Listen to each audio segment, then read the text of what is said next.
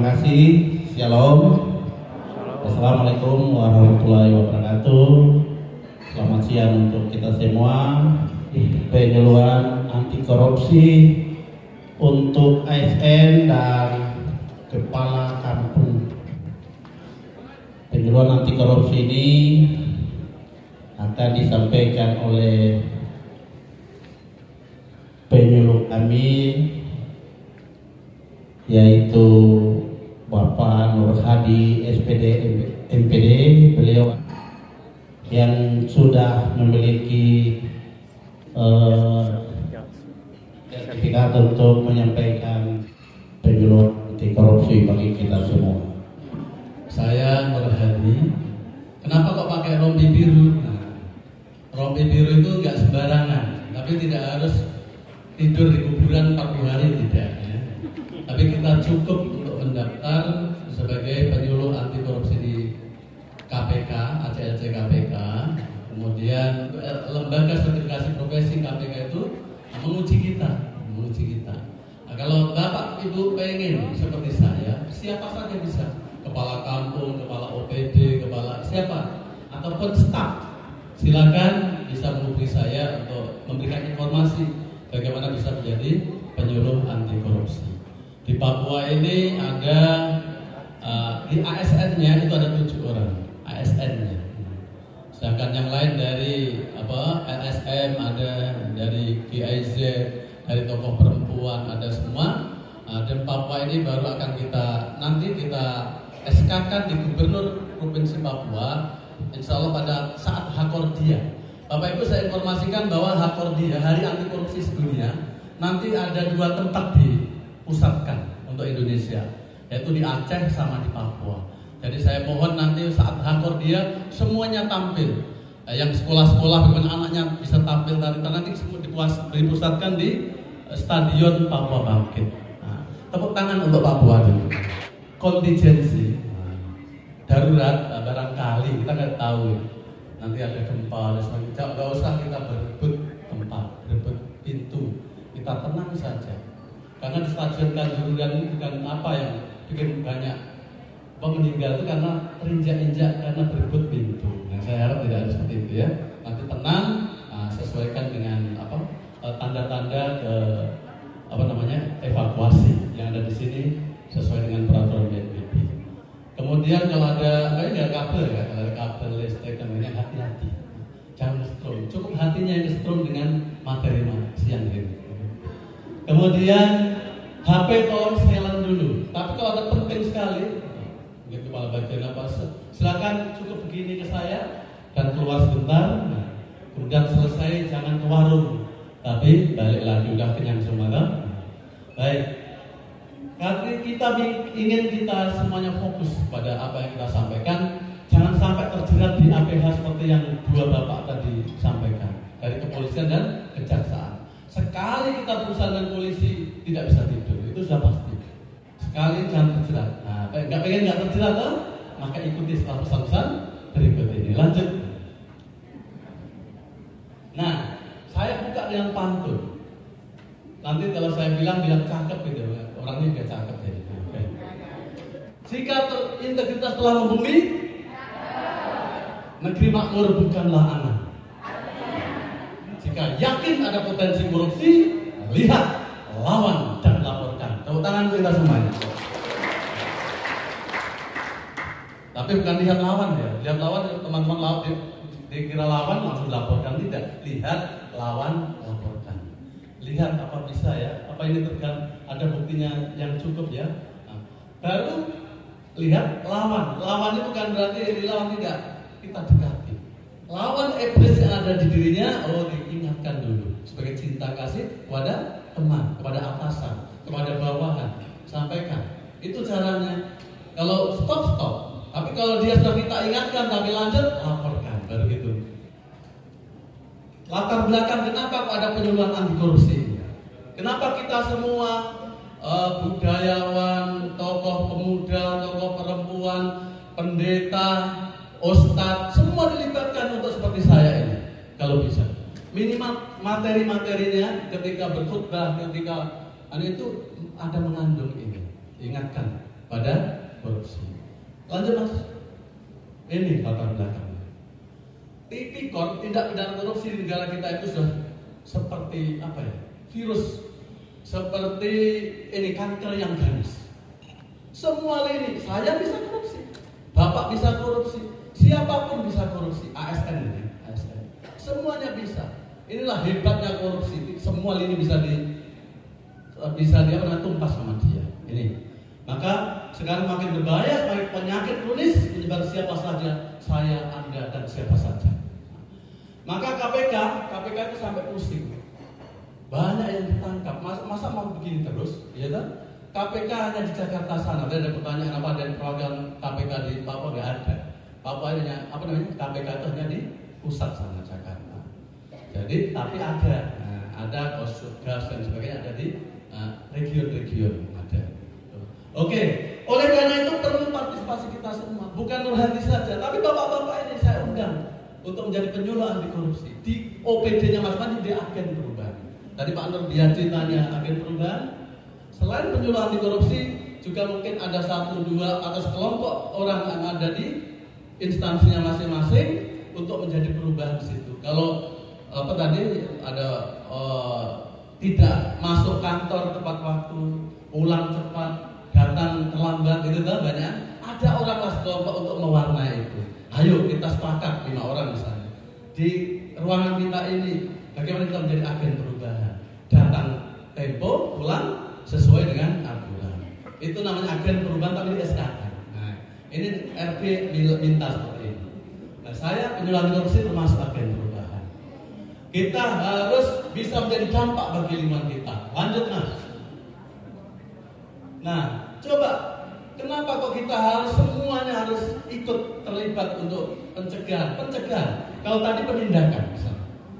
Bapak APH tadi penindakan, tapi kalau kita ini semua ini pencegahan. Oke. Saya tidak bicara lagi yang penindakan. Korupsi kita masih tinggi negara kita dari Transparansi Internasional. Nilai kita itu tahun 21 dan 22 turun 4 poin. Turun Pak. Transparansi Internasional. Dari 38 jadi 34. Nah ini. Indonesia itu peringkat 110 dari 180 negara. Kita kalah dengan Singapura, apalagi dengan New Zealand. New Zealand di Asia Pasifik nomor 1 New Zealand. Luar biasa. Lanjut Mas, kita nanti berikutnya yaitu IPAK. IPAK itu BPS. Tiap tahun dia bikin BPS IPAK namanya. Nah, IPAK, Indeks Perilaku Anti Korupsi Warga Negara. Jadi warga negara punya persepsi terhadap korupsi ini. Dari skala 0 sampai 5 kita 3,93. Jadi selalu kita itu di bawah standar, di bawah tengah-tengah. Kita masih rawan dengan korupsi, belum capai level. Lanjut. Nah, ini sekarang yang SPI, yang bapak-bapak kalau dapat dapat SMS itu tolong jangan dihapus. Itu misalnya saya baru ngurus kartu keluarga di Dukcapil, pasti saya dapatnya Dukcapil, pasti. Untuk melihat layanan Dukcapil seperti apa, maka saya lebih enak sekali ini sesuai dengan prosedur. Saya tulis apa ada kita jawab. Itulah namanya SPI, survei apa? Nah, oke, ini untuk pelayanan publik.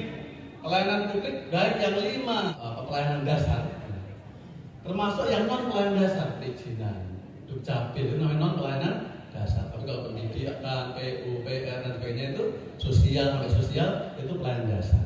Ini yang dilihat. Total Jayapura itu 70,01 tahun 2002 kemarin. Nah, kalau ini Bapak Ibu menanggapi dan nanti semakin bagus pelayanan publik kita, nanti mudah-mudahan naiklah. Nah, dari 100 ini ya mungkin ya 85, 90. Maksudnya 90% pelayanan publik berkualitas. Seperti itu. Lanjut. Nah, apa sih bahayanya korupsi kalau kita ini diamkan?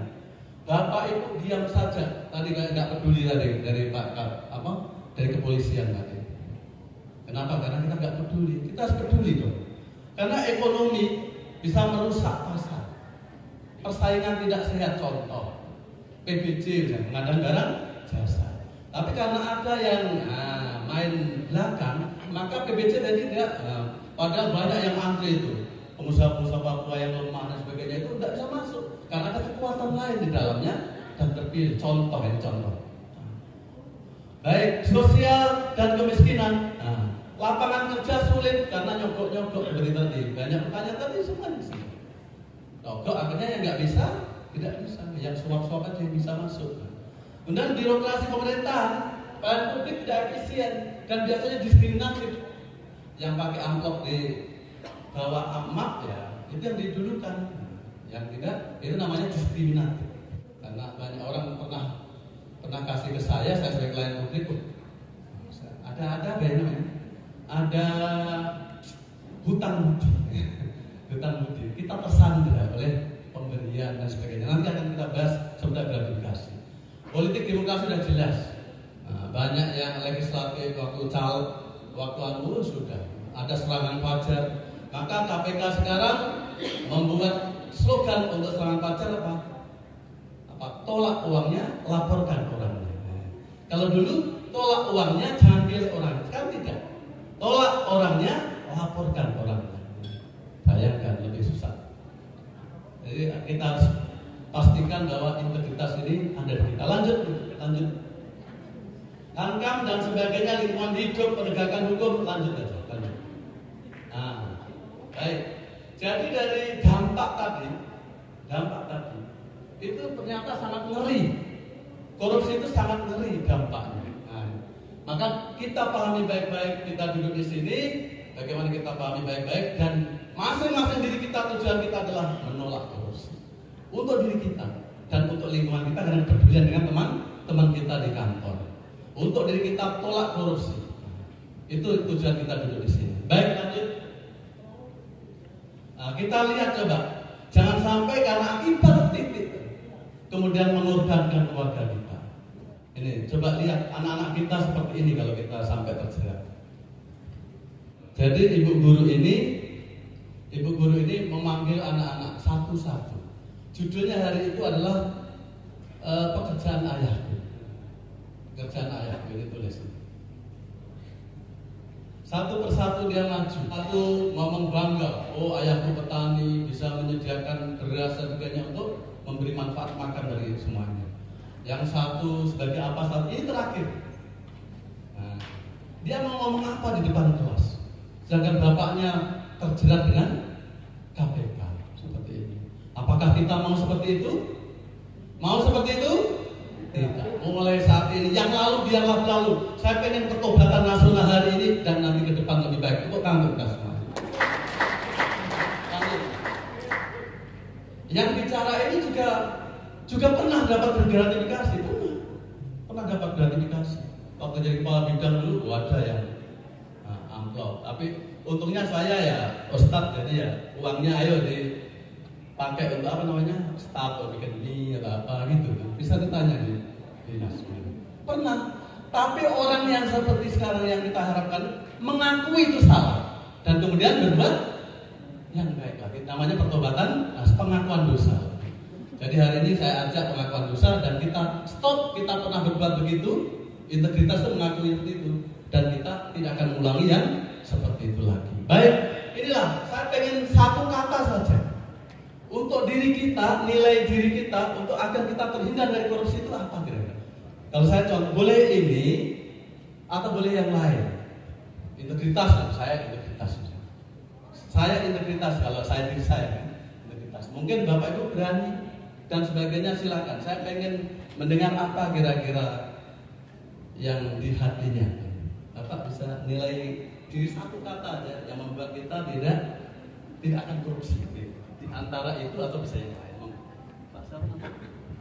Pak dari Dinas Sosial Kota. Oh, Dinas Sosial. Pak Semula Kerja. Iya. Apa satu kata? Iya, saya pikir yang kalau dari 5 Kali ini boleh pilih. iya, mungkin satu itu jujur. Jujur. Kenapa jujur? Dengan Ya, jujur kenapa kita nggak? kalau dengan kata jujur berarti kita bisa tahu mana yang salah kita tidak lakukan dan yang benar kita. Tepuk tangan. Oke, saya ke tengah. Belakang. Bapak-bapak berarti ibu-ibu. Berani Pak, berani Kalau kita nggak berani, ya pasti akan mendiamkan segala sesuatu. Ya. Jadi kalau kita diamkan sesuatu, nanti terakhir parah. Ya. Harus berani bongkar.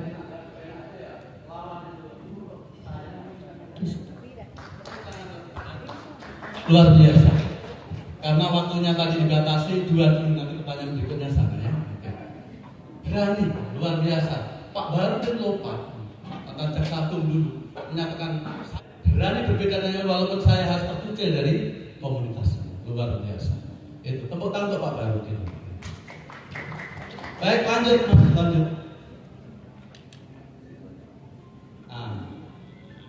Korupsi tadi saya nggak panjang lebar karena tadi sudah dijelaskan. Dari korupsi itu busuk, ini kata busuk, mau nggak busuk? Nah, barang busuk mau dimakan, nah gitu aja. Enaknya seperti itu. Nah, lanjut. Nah, pengertian korupsi menurut Undang-Undang 39 tahun 1999 Junto, Undang-Undang 20 tahun 2001, setiap orang, everyone, saya, Bapak, yang ASN semua potensi. Ingat bedanya korupsi dengan tadi bagaimana? Korupsi itu ASN sasarannya KPK. ASN. Oke? Atau yang terkait dengan ASN, suap menyuap yang swasta ya swastanya kena juga karena dia suap. Jadi ASN ini intinya yang disasar. Oke? Setiap orang memperkaya diri orang lain atau suatu korporasi sengaja dia berusaha memperkaya diri dengan perbuatannya memperkaya diri, dapat sesuatu, memperkaya diri. Baik barang, uang, janji, rabat. Ternyata rabat itu ya, potongan harga.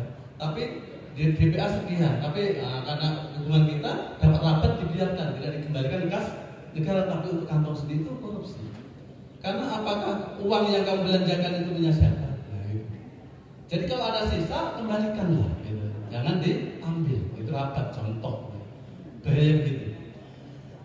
Orang lain tadi kita tanda tangan karena perizinan, perizinan. Kemudian dari usahanya itu kemudian perizinan usaha, apa misalnya kontraktor. Dia tidak punya kualifikasi, tapi diizinkan. Kemudian dia ambruk misalnya bangunannya. Nah, kenalah kita memperkaya orang lain, ya, memperkaya orang lain. Atau kalau hutan, hak pengusaha hutan tanda tangan, akhirnya longsor, banjir, BPBD capek, ya kan? Biaya banyak, biaya korupsi seperti biaya sosial. Lanjut, jangan, maksudnya lanjut sana. Menyalahgunakan kewenangan kesempatan sarana. 3 ini.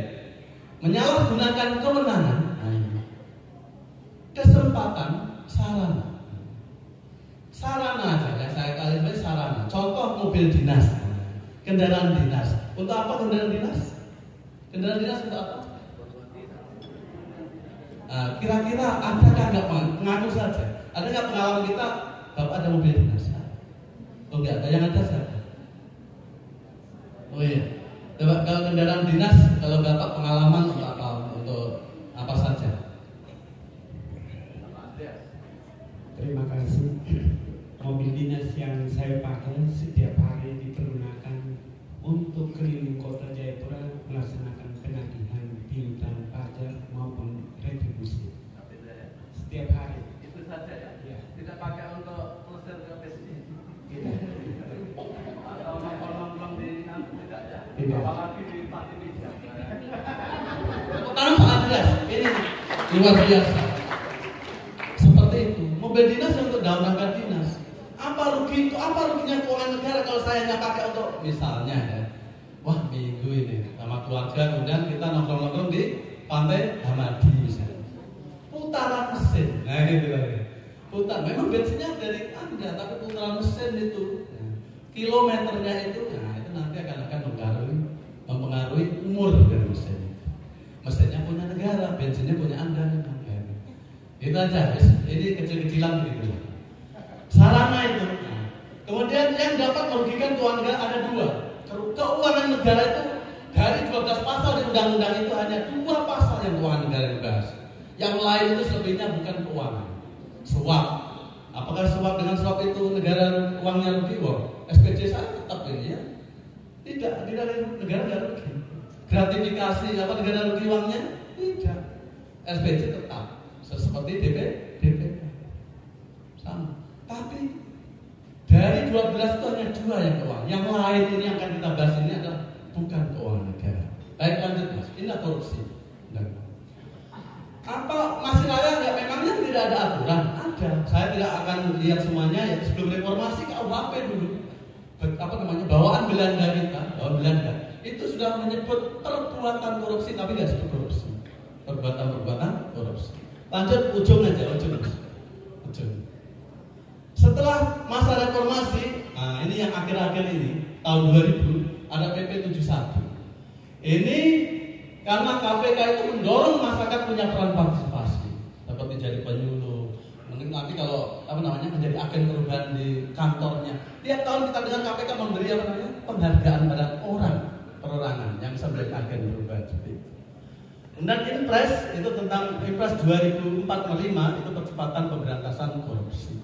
Jadi saya sangat berharap di Kota Jayapura banyak penyuluh anti korupsi. Kita berjuang sama-sama di lingkungan kantor masing-masing harus ada lah minimal penyuluh anti korupsi agar bisa menjadi perubahan. Oke, lanjut. Nah, ini Bapak Ibu. Saat ini KPK itu menjerat hanya yang kuning itu, biaya akibat korupsi yang eksplisit. Kalau ruginya hitung-hitung 5 miliar.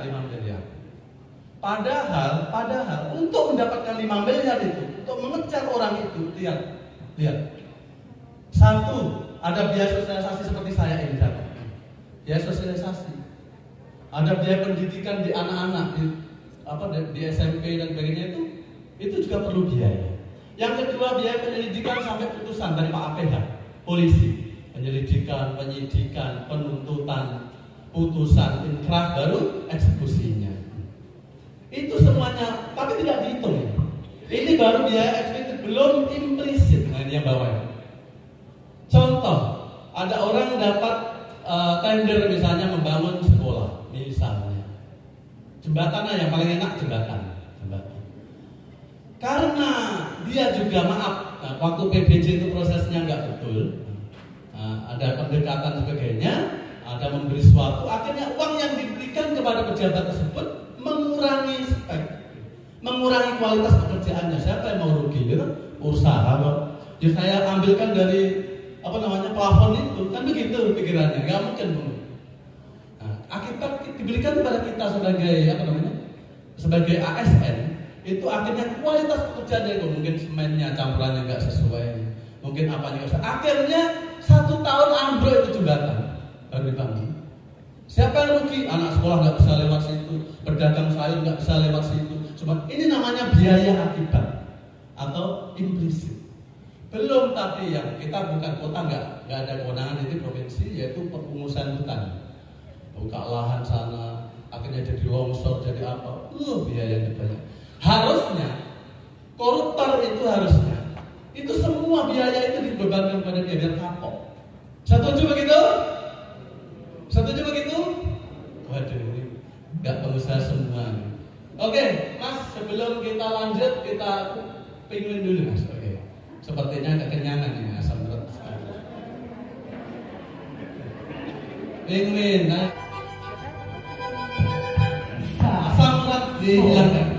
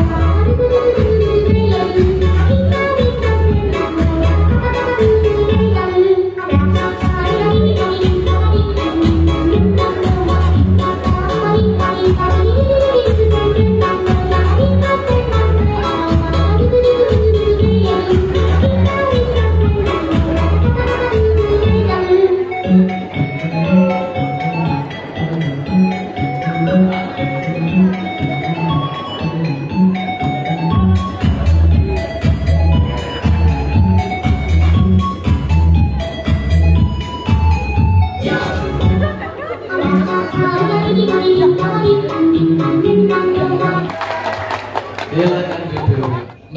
Bapak Ibu sekalian, apa sih penyebabnya? Kok kita ini kadang tergoda oleh korupsi? Tergoda, pernah tergoda atau pernah? Ngaku saja. Jadi ada beberapa teori, tapi saya ingin satu saja karena waktunya. Ada fraud triangle, ada bahasa nafri saya kurang. Kemudian ada the diamond fraud theory, ada gitu. Yang saya yang 3 saja, yaitu the fraud triangle. The fraud triangle. Lanjut. Ya, ini penyebabnya 3 ini minimal. Masih ada teori-teori yang lain. Ini menurut aku. Yaitu yang pertama press, tekanan atasan. Nah, ini biasa bendahara dilaku bendahara atau panitia apa, ya dah, pernah ngalami dah. Nah itu oleh atasan. Nah mungkin karena suatu disuruh begini begitu, tidak sesuai dengan perencanaan. Ingat ya di SPIP tadi, ingat pengendalian itu di sini, pengendalian itu di sini. Apakah hasil akhir nanti sesuai dengan tujuan di awal yang pernah kita terapkan? Maka di tengah-tengah inilah pengendalian. Seperti tadi BPKP sampaikan. Nah ini pressure, atasan harus membuat sistem pengendalian internal. Setiap kegiatannya sudah dibuat rencana aksi. Triwulan pertama dari kegiatan ini nanti targetnya apa? Triwulan kedua targetnya apa? Dan seterusnya sampai akhir dan outputnya betul-betul jadi outcome betul. Seperti itu harusnya. Tapi kebanyakan tidak, lepas saja begitu. Nanti nggak terjadi SPIP, sistem pengendalian internal nggak ada. Sebelum inspektorat mengendalikan Bapak Ibu, pengendalian internal itu dulu. Seperti kita kalau sebelum ke dokter, kendalikan dulu makanmu. Kalau udah tahu asam urat nggak usah makan daging ya. Udah pernah makan juga, kan begitu tuh. Dan seterusnya. Pressure. Yang kedua opportunity. Nah, ini semula itu malaikat semuanya. Nggak mau. Tapi begitu biaya sekolahnya anak bagaimana, istri pengen punya tas baru, itu menggoda. Ada orang datang kepada kita karena jabatan, selalu karena jabatan. Korupsi kan jabatan, posisi kita, tugas kita. Kalau tidak seperti kita punya jabatan, apakah ada orang datang seperti itu? Kan gitu ceritanya. Kalau kita misalnya jualan pinang di jalan, adakah orang datang ke situ? Pertanyaan gampang saja sebenarnya, karena terikat oleh jabatan, tugas dan fungsi kita. Opportunity, akhirnya kita tergoda, ada orang datang. Akhirnya opportunity itu seperti ini, peluang untuk terjadi korupsi. Mula-mula nggak ada niat. Yang terakhir, rasionalisasi, dicocok-cocokkan, disesuaikan. Contoh maaf, ini banyak bendahara di sini. Banyak bendahara, ini ya semua saja ya. Contoh, uang itu ada di sini, padahal kegiatan nanti triwulan ke-3 atau ke-4, kita masih triwulan kedua, pakai dulu lah uangnya, pakai dulu, itu dicocok. Memang nanti dilaksanakan, ada uangnya, tapi dipakai dulu ini, memang uangmu kan begitu ceritanya. Seperti contohnya begitu contoh. Rasionalisasi masih banyak. Pembenaran, lanjut, itu contohnya. Nah, maka kita perlu ada strategi. Pemberantasan yang disebut oleh KPK itu 3 garpu, threefold improvement. Yang pertama, kalau dulu KPK itu penindakan, sekarang di rodanya dibalik sama KPK. Dulu penindakan, perbaikan sistem, terus pendidikan. Sekarang tidak, karena barangnya korupsi, pendidikan di nomor 1 kan. Lanjut mas, ini pendidikan di nomor 1. Apa outputnya untuk pendidikan ini, pemberantasan korupsi bidang pendidikan? Outputnya semua orang ini seperti yang saya sekarang lakukan ini, kita ajak tidak mau melakukan korupsi. Itu tugasnya itu. Pak guru, kepala sekolah, semuanya termasuk kepala kantor, tolong anak buahnya pastikan itu mereka nggak mau, tolak korupsi.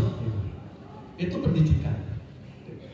Kalau kepala kantor ya boleh dengan ucapan-ucapan arahan-arahan Pak Wali Kota, Pak itu termasuk pendidikan arahannya. Nah, itu nomor 1. Yang kedua perbaikan sistem. Apa tugasnya? Apa tujuan akhirnya perbaikan sistem?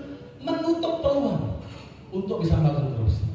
Caranya bagaimana? Kalau kemarin di kelurahan ada urus ini aja, ada meja 1, meja 2, meja 3, meja operasi, dipersempitlah. Mungkin 1 meja, 2 meja cukup. Karena semakin banyak meja, semakin banyak peluang untuk kalau bisa, ya kayak Dukcapil, Pak C Dukcapil.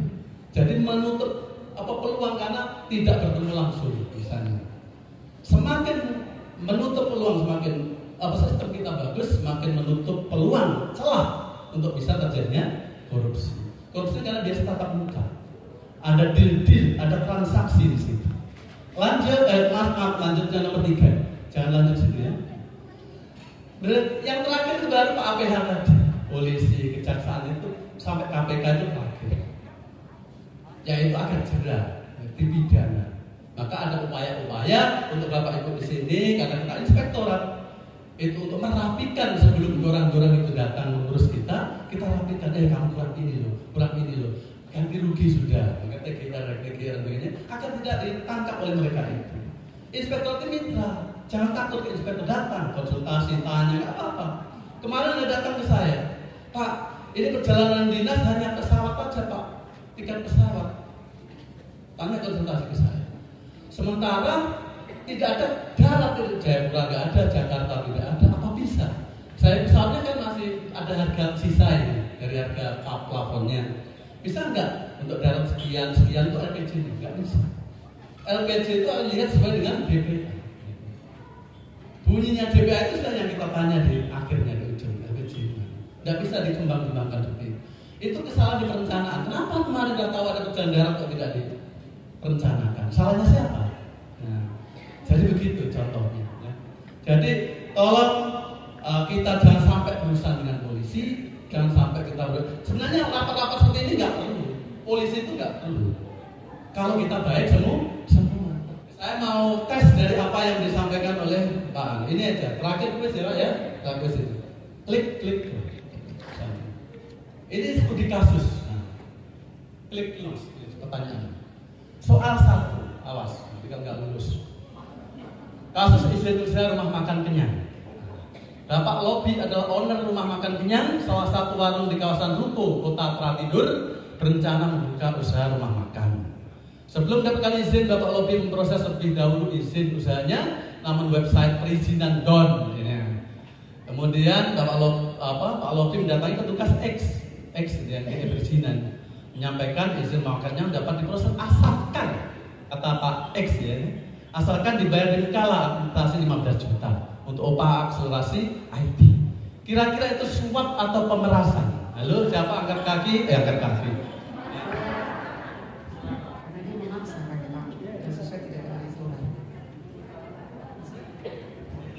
Dari mana Bu? BPBD Bu Sinti katanya pemerasan, nanti sepedanya Pak Jokowi Bu ya. Coba klik pemerasan, apa betul pemerasan? Nah, tepuk tangan bagi kita semuanya. Pemerasan, karena yang diperas tidak berjaya dan dia membutuhkan layanan, ya kan?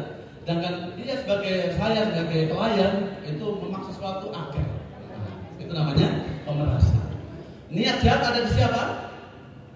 Di pelayan X. Oke, lanjut. Itu pembahasannya sudah dibahas sama Pak. Oke, berikutnya Pak A menjabat Ketua Bidang Pengadaan Barang dan Jasa dalam pemerintah daerah. Tidak usah tersinggung, ini hanya contoh. Pemerintah daerah tersebut membutuhkan vendor untuk kebutuhan perjalanan dinas sehingga dilakukan proses pemilihan dari beberapa vendor travel untuk menemukan pemenang tender. Kemudian Pak A merekomendasikan dan menunjuk vendor travel jalan terus milik Pak B yang merupakan teman semasa kuliahnya, dulu friend. Tanpa diketahui ini di belakang layar, ini mereka sudah baku deal. Naikkan 20% lah, nanti 20% untuk kamu, gitu. Kalau ini seperti itu termasuk kerugian keuangan negara atau gratifikasi? Angkat tangan. Gratifikasi atau kerugian keuangan negara? Ya? Gratifikasi angkat tangan. Satu orang, berarti selain itu kerugian negara. Oke, kita klik kerugian keuangan negara. Ya, kenapa bukan gratifikasi? Gratifikasi itu gak ada hajatan. Dia punya, nanti saya jelaskan, nanti bocor soal berikutnya. Ini kan rugi negara 20%, ya tuh, tolong di markup, namanya markup 20%. nanti yang 20% itu untuk, nah gitu. Gila. Itu uangnya siapa 20%? Uang negara. Gitu. Oke, lanjut Mas, lanjut. Pembahasannya nggak usah. Pak Jail adalah Direktur Perusahaan PT Tele Indah, bergerak di bidang telekomunikasi.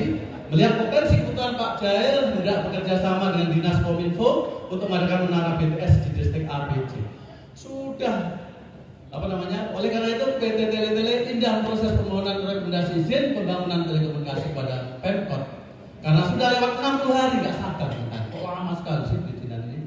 Akhirnya Pak Jail memberikan sebuah jam tangan impor merek terkenal dan senang Pak Tete juga senang menerimanya. Kira-kira kalau itu apa? Siapa yang suap? Angkat tangan. Siapa yang gratifikasi? Gratifikasi gitu kan? Benar salah? Salah. Itu suap memberi. Gratifikasi itu tanpa ada urusan. Dan seterusnya. Boleh, silakan tepuk tangan untuk kita semuanya. Silakan kalau karena jawab saya di atas. Izin Pak. Baik, terima kasih sekali lagi kita berikan aplaus kepada narasumber kita yang cukup memberikan materi tentang anti korupsi. Untuk waktu 30 menit ke depan atau kurang lebih 20 menit ke depan kita akan berikan kesempatan untuk ibu bapak peserta rakor yang kami hormati untuk bertanya. Sesi pertama hanya 2 sesi saya kasih ya. Sesi pertama kami kasih 3 orang. Baik, selamat siang untuk kita semua menjelang sore.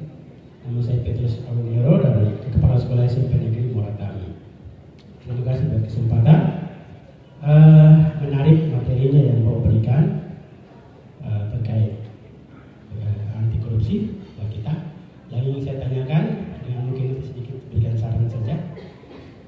Misalnya Pak, ini apakah dia termasuk dalam tindak korupsi atau tidak? Saya kasih satu cerita saja. Misalnya Pak, ini kami dapat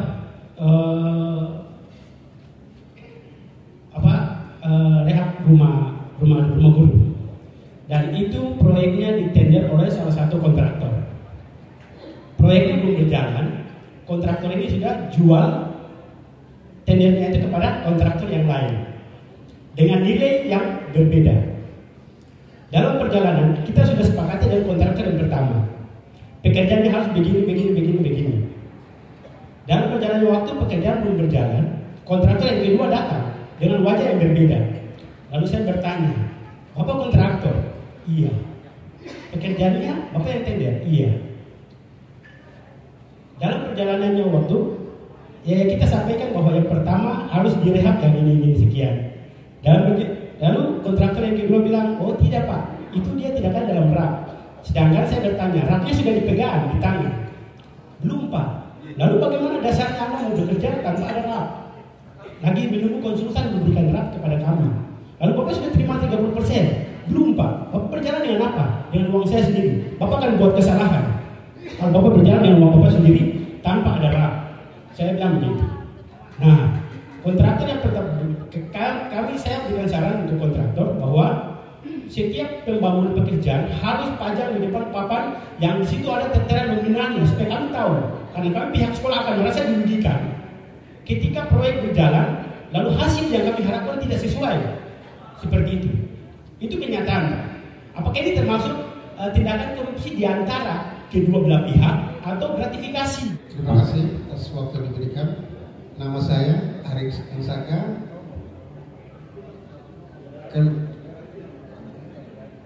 instansi kelurahan Kota Baru. Maksudnya karena dari awal sampai akhir saat terakhir banyak yang kami sudah paham. Saya makanya coba jelaskan ciri-ciri korupsi. Bisa lihat dari orangnya langsung itu orangnya ciri-ciri korupsi atau enggak barangnya. Terima kasih. Nyoman dari Dinas Kesehatan. Pak, terkait tadi menggunakan mobil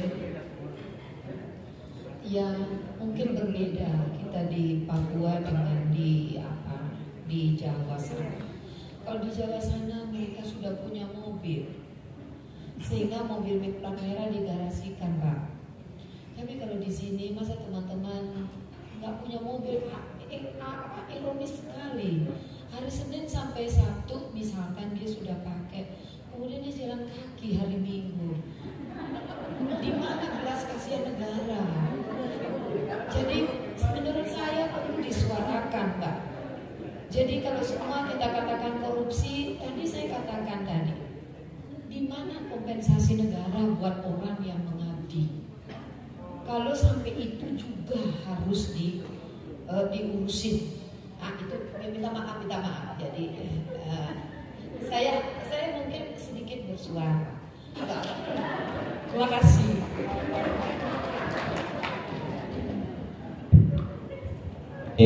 Terima kasih untuk 3 penanya tadi. Ya, karena Bapak Guru tadi kalau tidak salah pertanyaannya jual di atas jual ya. Kontraktor yang pertama jual kepada kontraktor yang kedua. Berikutnya penerima pekerjaan, artinya pengguna pekerjaan itu tidak mengetahui secara pasti nilainya. Tujuan daripada itu apakah itu yang disebut gratifikasi atau anti korupsi? Kepada narasumber yang saya hormati, mohon penjelasan. Terima kasih. Pak Winero ya. Baik, terima kasih. Itu sering terjadi begitu ya, sering terjadi dulu. Tapi sekarang saya kira sudah nggak ada lagi karena udah mulai tahu peraturan ya, LKPP tentang PBJ, bagaimana proses perencanaan, kemudian pengadaan, pelaksanaan, sampai pada pemanfaatan dia sudah tahu. Jadi makanya kita ini disuruh untuk melakukan probity audit, itu memastikan bahwa yang menerima kontrak itu salah satunya ya, pemegang kontrak itulah yang melakukan pekerjaan itu. Jadi seperti itu. Jadi kita nggak usah menyampaikan pada peraturan tentang pengadaan barang jasa ya, dari LKPP, tapi intinya itu kesalahan pada pemegang kontrak yang kita pegang. Yang kita pegang bukan orang lain lagi. Toh itu pun dinas pendidikan yang jadi sekolah memiliki tugas untuk pengendaliannya. Pengawas ya, konsultan pengawas, kepala sekolah yang ketempatan itu juga berwenang. Kalau ada sesuatu itu harus melaporkan ke dinas ya. Laporkan ke dinas selaku pengguna anggaran. Ya, seperti itu Pak ya. Bukan sekolah toh. Kalau dapat pasti dinas. Sekolah itu tempatan. Tapi demikian juga jangan kalau ada sesuatu seperti ini diam-diam nggak boleh. Itu disalahkan juga kepala sekolah. Bersama konsultan pengawas harus kerjasama. Bagaimana betul bahwa spesifikasi yang ada di pekerjaan yang dikontrak itu betul-betul dilaksanakan oleh penyedia seperti itu ya Pak ya. Jadi apakah itu termasuk korupsi? Korupsi tadi yang saya sebut tadi. Apa termasuk diantaranya? Ada 7 tadi yang sampaikan tadi. Nanti boleh buka Pak, dibuka dulu ya Pak, Mas. Ya korupsi ya. Ini sekaligus Bapak ya. Ciri-ciri orang melakukan korupsi itu ada 7 dari 30 perbuatan di Undang-Undang 20 tahun 2001 dari Undang-Undang 3999. Yang pertama yang merugikan keuangan negara. Keuangan negara hanya 2 pasal yang saya sampaikan. Markup, merugikan keuangan negara kan? Termasuk tadi Bapak sampaikan tadi itu merugikan keuangan negara karena apa yang dikontrakkan pekerjaan tidak sesuai dengan apa yang diperjanjikan. Merugikan keuangan negara. Yang dikontrakkan itu pasti kebutuhan sekolah seperti ini. Ya dan dapatkan protes itu. Berarti telah merugikan keuangan negara. Termasuk. Masuk. Yang kedua yaitu suap. Apa itu suap? Suap itu misalnya begini, umumnya terjadi begini. Kita punya tadi ASN ya, pertanyaan sekaligus ASN. Yang ini kok tidak masuk, malah yang lain malah masuk begitu tadi pertanyaan kepada Pak Abea tadi. Suap itu kita punya persyaratan tidak memenuhi syarat, tidak memenuhi syarat. Kurang misalnya A sampai F, yang EF itu nggak ada. Hanya A, B, C, D misalnya. Sementara orang lain A, B, C, D, F lengkap tadi seperti yang sampaikan tadi, penanya tadi saya dengarkan. Karena merasa dia nggak cukup syarat, maka dia melakukan pendekatan dengan menyuap kepada petugas. Akhirnya dia lolos. Itu namanya suap. Suap Berarti suap itu niat jahat awalnya dari siapa? Dari penyuap, dari pengguna jasa. Tapi kalau penyuap tadi menolak, nggak dipidana. Kamu jangan begini ya. Nanti begitu Pak ya. Kalau di pelayanan publik, kamu jangan menyuap saya. Bilang begitu. Harus berani. Seperti Pak bukan kesehatan dan sama, harus berani. Kamu mau menyuap saya, kalau kamu tetap, ini saya ingatkan, kalau kamu tetap masuk menyuap saya nggak terima, kamu saya laporkan. Begitu aja. Mulai sekarang yang keras-keras itu. Karena saya sayang kepada kamu, itu penyuapan. Masuk tipikor. Itu penyuap. Yang ketiga, nah ini kan. Yang ketiga, saya dari suap yang agak dekat-dekat yaitu suap menyuap. Apa itu? Pemerasan. Kalau suap itu berasal dari apa? Dari pengguna jasa ke penyedia, pelayan. Tapi kalau pemerasan itu yang meras itu pelayan. Meras pada pengguna jasa seperti itu. Plus. Itu tadi. Asalkan ya, kamu saya loloskan asalkan sama-sama tidak memenuhi syarat biasanya. Ditakut-takuti. Kamu kurang ini loh. Kurang tinggi badan loh. Kurang ini loh. Kalau kamu mau ini, maka saya loloskan. Itu namanya pemerasan. Oke. Pemerasan. Apakah termasuk itu? Kalau termasuk itu korupsi, Pak. Nah. Berikutnya penggelapan dalam jabatan. Ini maafin sekalian dengan Ibu Kadis.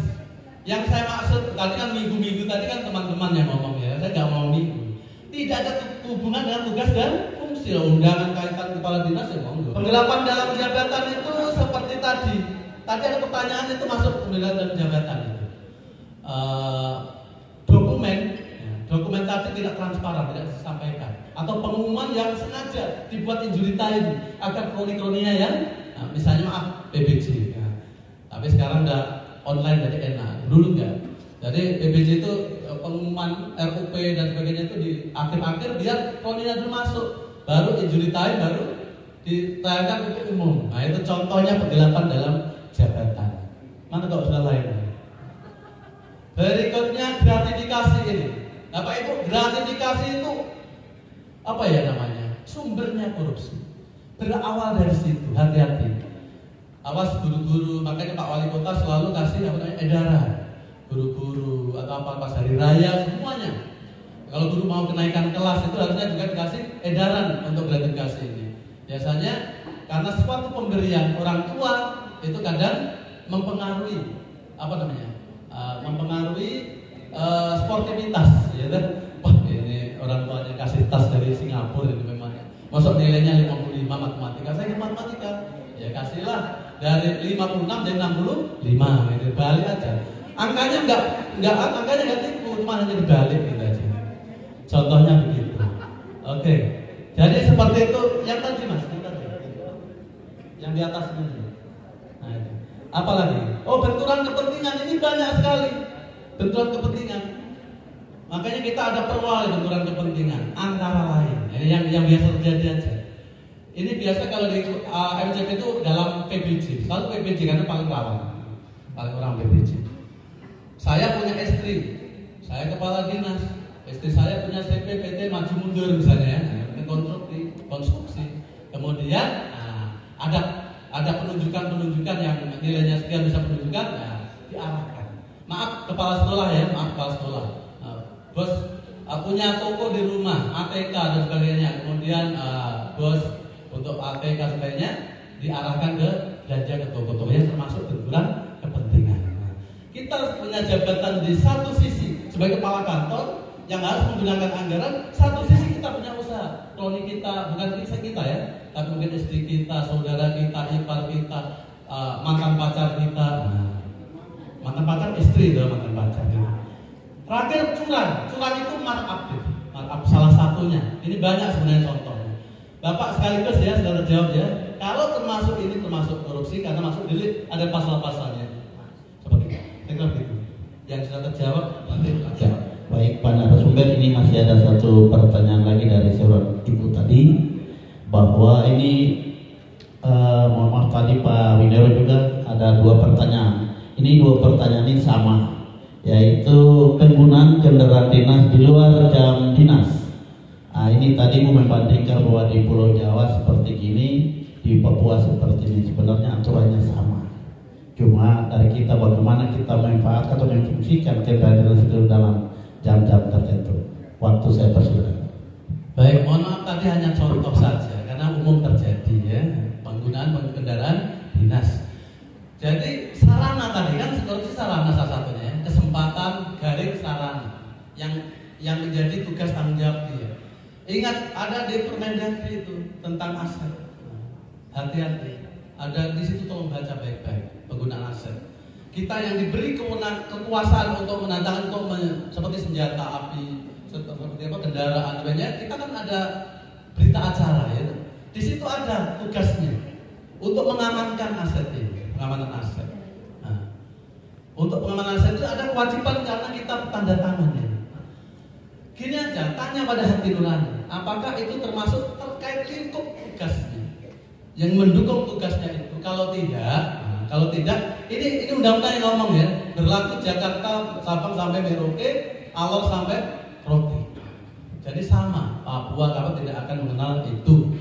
Tapi nanti kan ada motor, ya, beda motor saja. Silakan. Saya tidak melarang, saya hanya menyampaikan seperti ini, apa adanya. Baca kembali peraturan Permendagri tentang pengelolaan aset daerah seperti itu. Selain pengelolaan keuangan dan juga PBJ. Dari Permendagri 77 keuangan itu tentang hibah, sebagainya ada di situ, dan Permendagri tentang aset nanti tolong dibaca baik-baik. Itulah pedoman kita. Syukur kalau ada perda untuk menaungi tadi. Tapi BPKAD, ada BPKAD sudah mengajukan perda tentang aset. Nah, kemarin saya ikut bahas, mudah-mudahan terjadi. Dan termasuk pengamanan aset dan agar aset-aset kita ini betul-betul aman dan berfungsi secara efektif dan efisien. Terima kasih. Saya kasih kesempatan kepada Bapak Inspektur untuk memberikan sedikit masukan atau arahan terhadap anti korupsi yang telah disampaikan penyuluh kami. Waktu dan tempat saya persilakan. Ya, terima kasih. Selamat sore. Sore. Jam-jam rawan ini. Assalamualaikum warahmatullahi wabarakatuh. Shalom. Salam sejahtera untuk kita semua. Saya pencerahan sedikit saja ya terkait tadi dengan kendaraan dinas. Betul apa yang disampaikan oleh Ibu Kadis Kesehatan itu dialami hampir seluruhnya oleh pimpinan OPD di pemerintah Papua, bukan cuma di Kota Jayapura saja. Papua Barat, dan DOB lainnya. Kalau di Gunung mungkin kendaraan tidak terlalu banyak, tapi kita yang terasa sekali kita di Kota Jayapura, Kabupaten Jayapura, Merauke dan lain-lainnya. Ya. Bagaimana kita menempatkan kendaraan dinas ini, pemanfaatannya? Pemanfaatan kendaraan dinas sesuai dengan tugas dan fungsi ataupun keadaan daripada pimpinan OPD saat itu. Kalau seperti yang Bu Kadis bilang, betul tidak dipakai seperti di Jawa. Aturan itu berlaku seluruh Indonesia ya. Di Jawa orang jarang pakai kendaraan dinas karena yang mereka rata-rata punya mobil pribadi ataupun angkutan umum itu sangat mumpuni. Artinya ada saja. Ya kita bersyukurnya Kota Jayapura saat ini sudah mulai ada Grab mobil maupun Go mobil Gokar dan Maxim. Kalau di hari Sabtu pagi atau taruh sebentar malam ada pembukaan Mumbai Kreatif di PTC. Pimpinan OPD diundang dan diharapkan kehadirannya. Apakah dia datang dengan kendaraan pribadi? Sedangkan dia datang dengan kapasitas dia sebagai pimpinan OPD atau perwakilan pimpinan OPD. Esoknya Sabtu malam penutupan di luar jam dinas. Kalau mau bilang di luar jam dinas itu. Tetapi kegiatan yang dilakukan itu berkaitan dengan kedinasan. Karena itu tidak ada masalah sebetulnya itu. Nah, yang tidak diharapkan ya hari Minggu pakai pergi pasar. Nah, itu. Pagi ya seperti tadi yang Pak Wanero bilang pakai pergi di pantai. Kalau pakai di pantai ada acara yang berkaitan dengan kedinasan tidak ada masalah. Tapi kalau acara keluarga, sebisa mungkin jangan. Karena itu di luar daripada urusan kantor atau urusan kedinasan. Ya kalau kayak petugas puskesmas yang tiba-tiba harus melayani masyarakat di hari Minggu. Suka tidak suka harus dia pakai gitu. Dia tidak pakai, dia bilang alasan mobil dinas jadi saya tidak bisa kasih keluar karena bukan jam dinas. Oh tidak. Petugas kesehatan ya selama dia di puskesmas atau di rumah sakit dia berkewenangan untuk memakai kendaraan dinas itu untuk kepentingan masyarakat. Itu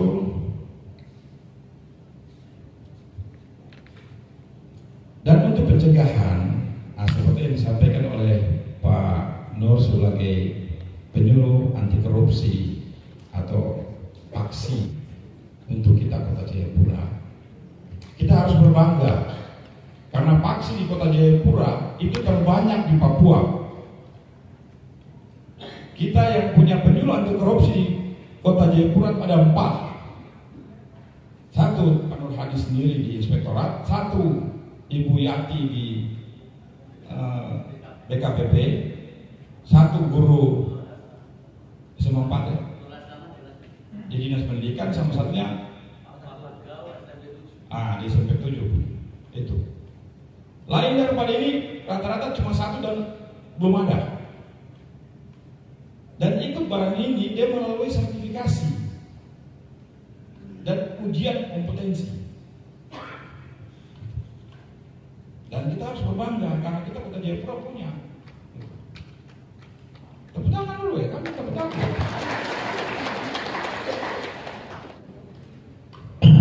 Baik, terima kasih Pak Inspektur Kota Jayapura yang kami hormati.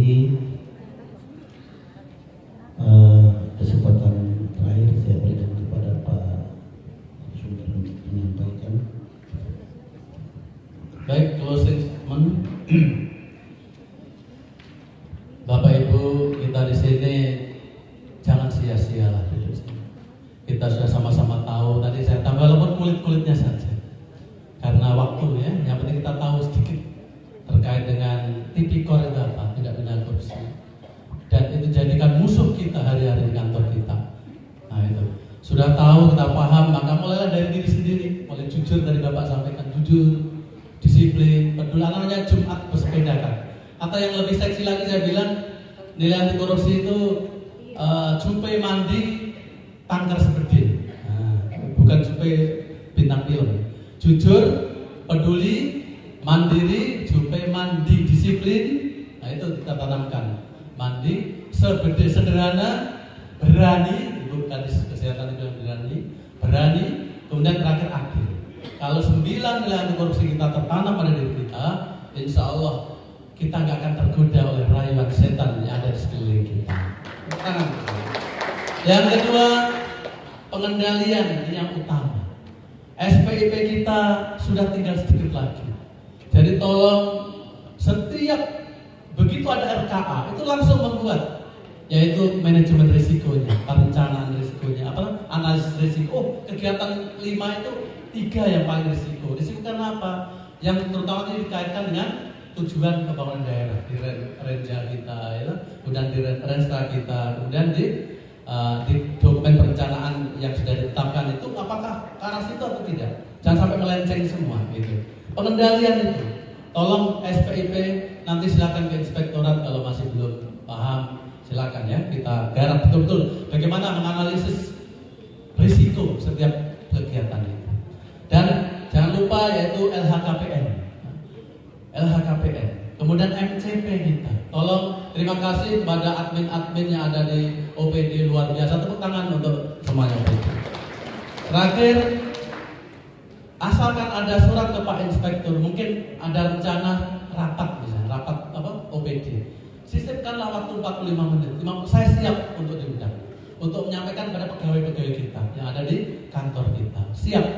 Nanti Pak Guru boleh Senin. Nanti dari Dinas Pendidikan kita ngomong sedikit lah. Kita ada 4 orang kok ASN, jadi bisa kita bagi-bagi ya bersekolah. Anak-anak kita ini utama, generasi emas. Oke, kita tutup coba di sebelumnya. Tolong ini budaya kerja integritas itu kita tanamkan di kantor kita. Tertib administrasi kita tertib ya. Kemudian tertib aturan, kita ikuti aturan. Kalau menggunakan aturannya apa ya? Jangan tunggu aturan-aturan, tapi kita download itu gampang sekarang. Google aturan tentang BOS 2023 apa ya? Download situ biar gak ada. Inovasi. Syukur kalau inovasi itu bukan berarti harus online, tidak. Memangkas daripada alur itu sudah namanya inovasi. Yang kemarin begini sekarang begini. Kemarin bisa melayani 5 orang, sekarang 10 orang, itu namanya inovasi. Bebas korupsi, opini wajar tanpa pengecualian. WTP Kota Jayapura sudah canangkan ini. Mari kita di kantor kita masing-masing kita tanamkan ini. Tepuk tangan, setuju? Terakhir, saya tutup dengan pantun. Memukul tifa hendaklah bersamaan, tiuplah seruling biar ku menyanyi. Kita semua adalah agen perubahan, bangun budaya integritas di instansi. Sangat luar biasa. Sekali lagi mohon kita berikan aplaus kepada narasumber kita yang luar biasa menyampaikan anti korupsi untuk kita semua. Dan juga apa yang tadi disampaikan Pak Inspektur itu jadi perhatian kita semua. Dan saya mengatakan di sini bahwa anti korupsi sebenarnya hal yang kecil untuk kita kasih. Yang pertama ada pada diri kita sendiri. Yang kedua, kita bekerja sesuai dengan aturan yang ada. Yang ketiga, kita takut akan Tuhan. Yang perlu kita perhatikan dan kita buat untuk